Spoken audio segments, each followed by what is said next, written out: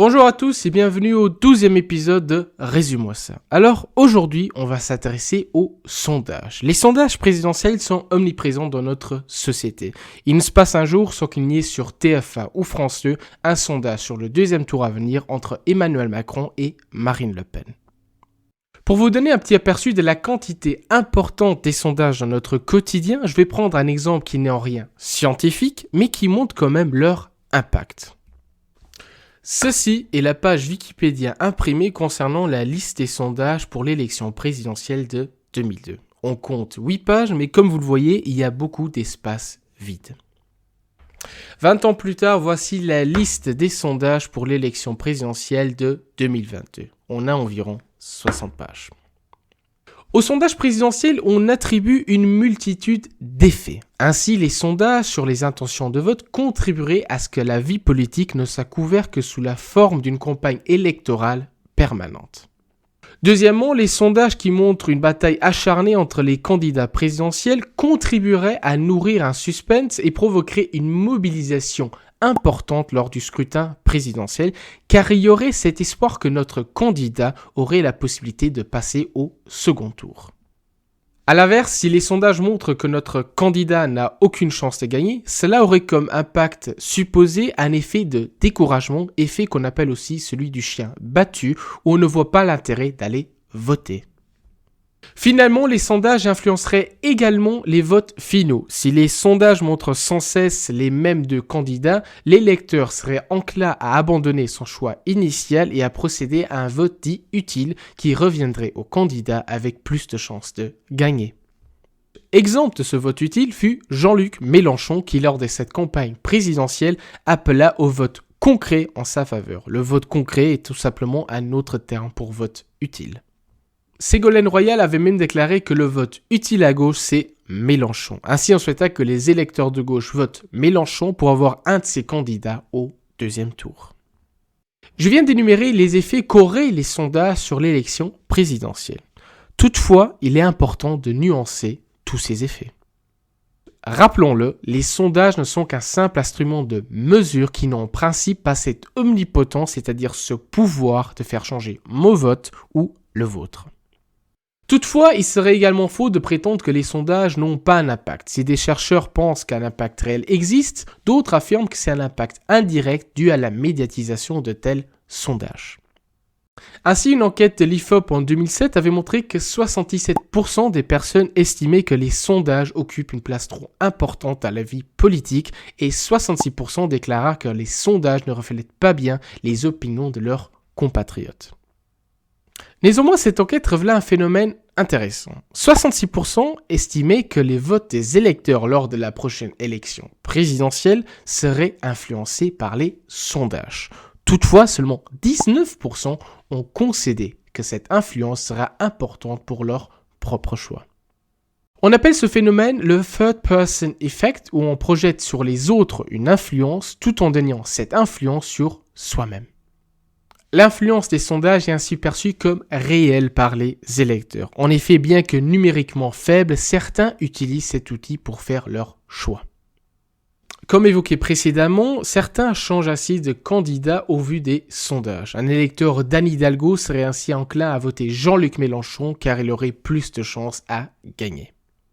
Pour les personnes qui ne suivent absolument pas la politique, l'outil des sondages peut être utilisé pour réduire et simplifier le choix des électeurs. Prenons par exemple un sondage de l'Ipsos de fin mars 2022. Un électeur qui verrait ce graphique pourrait dire « Tout ce qui est en dessous de 5%, je ne vote pas ». Ainsi, sur les 12 candidats possibles, il ne resterait que 6. Je tiens à le redire ici une nouvelle fois, mais ceci ne concerne qu'une partie infime des électeurs et le vrai impact des sondages reste encore débattu. Pour autant, les sondages sont montrés H24 dans notre télévision ou dans les journaux et surtout, ils sont utilisés de manière régulière par les candidats. En effet, il faut se poser ici la question pourquoi ceux-ci utilisent les sondages. C'est la vieille question du « à qui profite le crime ?» On pourrait évoquer ici l'utilisation massive des sondages dans les médias pour alimenter les chaînes d'infos et les débats qui tourneront. Mais intéressons-nous à son utilisation par les candidats. Face au sondage, les candidats peuvent avoir deux positions. Prenons l'exemple d'Éric Zemmour qui au début de sa campagne était constamment crédité à plus de 10% d'intention de vote. Si celui-ci termina finalement avec 7%, sa position face au sondage est révélateur de l'attitude du politique face au sondage. Ainsi, quand les sondages ont commencé à créditer Zemmour avec moins de 10% d'intention de vote, celui-ci eut la chose suivante à dire. Les sondages se sont toujours trompés depuis 25 ans. Depuis 1995, moi, je pense toujours que je serai au second tour et que les sondages se trompent. Les sondages sont faux, c'est biaisé, ça prend pas en compte ci et cela, et de toute façon, vous allez voir, je vais passer au second tour. C'est à peu près l'attitude d'Éric Zemmour dans cette vidéo. Pour lui, les sondages ne reflètent pas la vérité et son attitude et que son passage au second tour fera mentir les sondages. C'est là la première position du politique. Si les sondages ne sont pas à notre avantage, ils sont forcément faux. Mais quelques jours plus tard, Zemmour va avoir un tout autre discours. Écoutez ce qu'il dit le 8 avril à quelques jours du vote dans son groupe Telegram. J'ai aussi une information à vous donner. J'ai en ma possession les vrais sondages, ceux de l'application Cotmi, dont personne ne parle et qui me donnent au second tour avec Emmanuel Macron. Ne vous laissez pas voler votre élection. Ne croyez pas ce que les médias vous racontent. Le seul vote efficace et vital pour battre Emmanuel Macron, c'est de voter pour moi. Comme l'a dit si brillamment un homme. Oh, eh ben voyons. Maintenant qu'il s'agit de sondages à notre avantage, il s'agit de sondages vrais. Zemmour n'est pas le seul candidat à avoir eu recours au sondage pour conforter son électorat et faire croire qu'on était réellement un candidat pouvant être président. Valérie Pécresse, au début de sa campagne, eut un recours constant au sondage qui la donnèrent vainqueur face à Emmanuel Macron au second tour. Cet exemple montre que les sondages sont utilisés par les candidats à leur guise. Si on est montré perdant, on n'a qu'à dire qu'ils sont faux et que le vote de nos électeurs fera mentir les sondages. Si à l'inverse on est montré gagnant, on a un intérêt de le répéter haut et fort. Toutefois, il faut faire attention aux sondages qu'on voit sur notre télévision. La télévision montre souvent seulement les intentions de vote des personnes, alors que l'enquête qui fut commandée se penche aussi sur d'autres aspects tels que l'indécision électorale avec ceux qui vont s'abstenir ou qui pensent ne pas voter. Il faut aussi faire attention de quel sondage il s'agit. Est-ce que c'est une enquête terrain ou est-ce que c'est une enquête qui a été menée sur Internet? Il faut aussi regarder combien de personnes furent questionnées, étant donné qu'un trop petit échantillon pourrait induire en erreur. Depuis 2016, les instituts de sondage ont été obligés par la loi française d'indiquer les commanditaires, la méthodologie ou encore quelles questions furent posées aux participants. On a ainsi voulu plus de transparence à l'encontre des sondages qui jusque-là ne fournissaient que des données brutes. On me dira sûrement ici, oui, mais les sondages ont toujours été justes. À cela, je vous demanderai, est-ce que cela est si difficile? Je m'explique. Prenons une des entreprises de sondage les plus utilisées, l'Ipsos, qui s'est défini comme le 3e groupe mondial des études et qui emploie 18 000 salariés qui œuvrent dans 100 pays. En 2018, l'Ipsos réalisa un chiffre d'affaires de presque 1,8 milliard d'euros.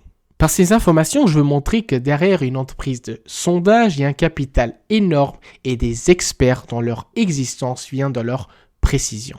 Si l'Ipsos était constamment en erreur, personne ne commanderait des enquêtes chez eux. Une autre raison pourquoi les sondages sont souvent exacts est due à la marge obtenue à travers les centaines de sondages. Ainsi, en 2017, on a ce graphique avec les 4 meilleurs candidats. La barre grise représente le minimum reçu dans le sondage et le maximum. Comme vous le voyez, la différence entre le minimum et le maximum est d'au moins 4% et atteint 10,5% pour Jean-Luc Mélenchon. La barre verte indique le score obtenu au premier tour et que les sondages ont bien anticipé les votes. Comparez cela avec ce graphique de 1995. Ici, la marge est de 0,5% pour Lionel Jospin et atteint 3% pour Édouard Balladur. Sur les 4 candidats, les sondages avaient seulement bien anticipé les votes pour un seul candidat. Ainsi, plus la marge est grande, plus grande est la probabilité que les instituts de sondage sont exacts. Finalement, je voudrais dire que les sondages ne représentent qu'un moment donné dans une élection présidentielle et qu'il ne faut pas leur attribuer des effets qui relèvent de complexes plus compliqués. Cela reste un simple outil et le vote final revient à vous. En tout cas, j'espère que cet épisode vous aura plu. Je vous invite à rejoindre ma page Instagram dont le lien se trouve dans la description et on se retrouve pour un prochain épisode de Résume-moi ça.